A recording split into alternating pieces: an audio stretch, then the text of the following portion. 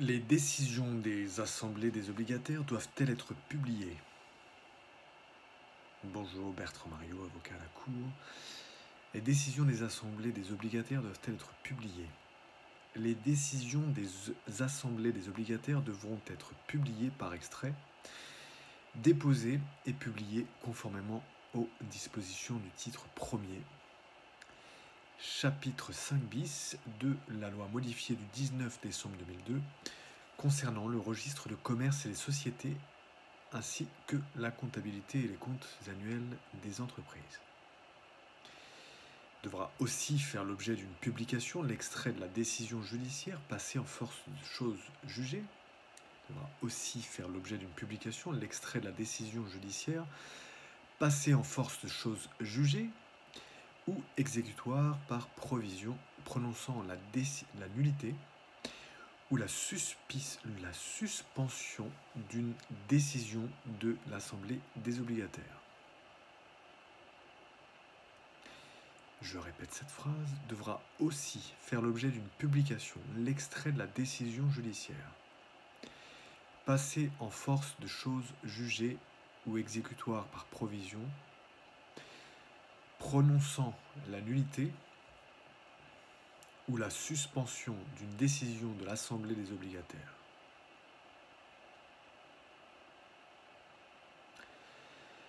Sur ce point, les décisions judiciaires réformant toute décision judiciaire exécutoire par provision visées devront encore être publiées.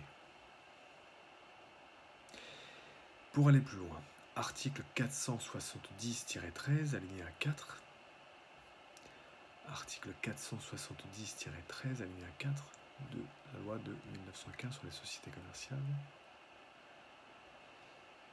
qui dispose: les décisions prises sont publiées par extrait, les décisions prises des assemblées d'obligataires sont publiées par extrait, conformément à l'article 100-13.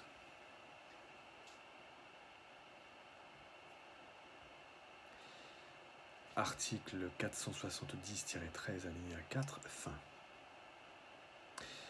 Article 100-13, 1.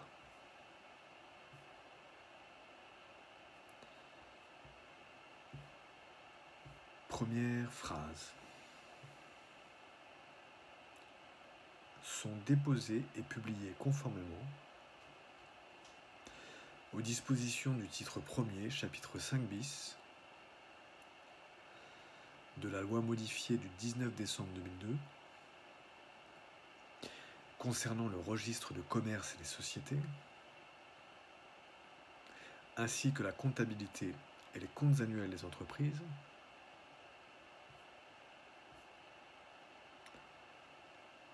donc les décisions des assemblées d'obligataires. Mais cela, c'était pas inclus.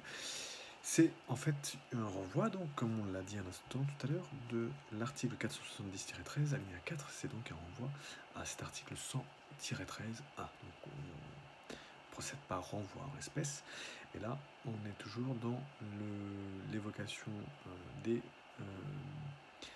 sources pour notre exposé de ce jour. Donc 100-13, 1, première phrase, c'est terminé. Maintenant 100-13, 1, quatrième, point quatrième.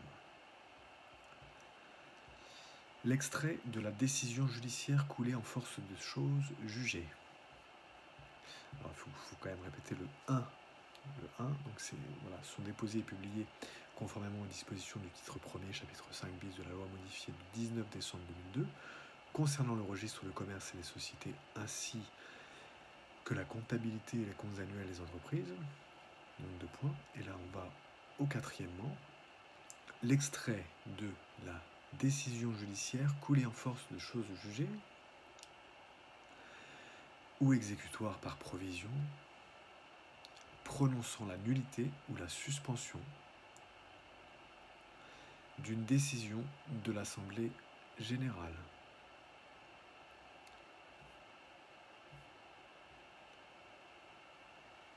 Fin de la citation de l'article 100-13, point 1, quatrièmement, première phrase. Et enfin, dernière source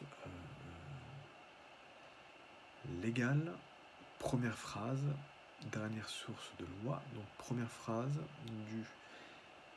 de l'article 100-13, 1, quatrièmement.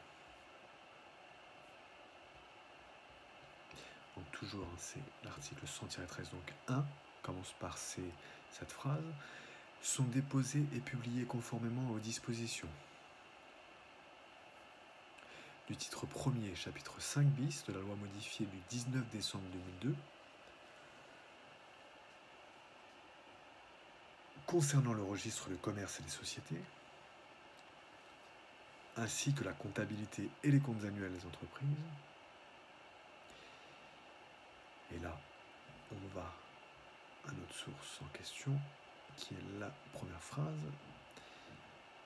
qui est le cinquièmement, tout simplement, de cet article 100-13, 1. Qui dispose l'extrait, donc, la publication concernée, c'est donc l'extrait de la décision judiciaire réformant toute décision judiciaire exécutoire par provision visée aux points 3 et 4. Ci-dessus. Voilà. Pour la citation du point du numéro 5, du cinquièmement, du 1 de l'article 100-13 de la loi 1915. Voilà pour les sources de loi. Enfin, vous pouvez aussi vous reporter à notre article portant le numéro 162 et le numéro vidéo 151. Quels sont les pouvoirs de l'Assemblée des obligataires en lien direct avec cet exposé de ce jour. Et l'exposé de ce jour s'intitulait « Les décisions des assemblées des obligataires doivent-elles être publiées ?» Si vous avez aimé cette vidéo, vous pouvez donc cliquer sur le like.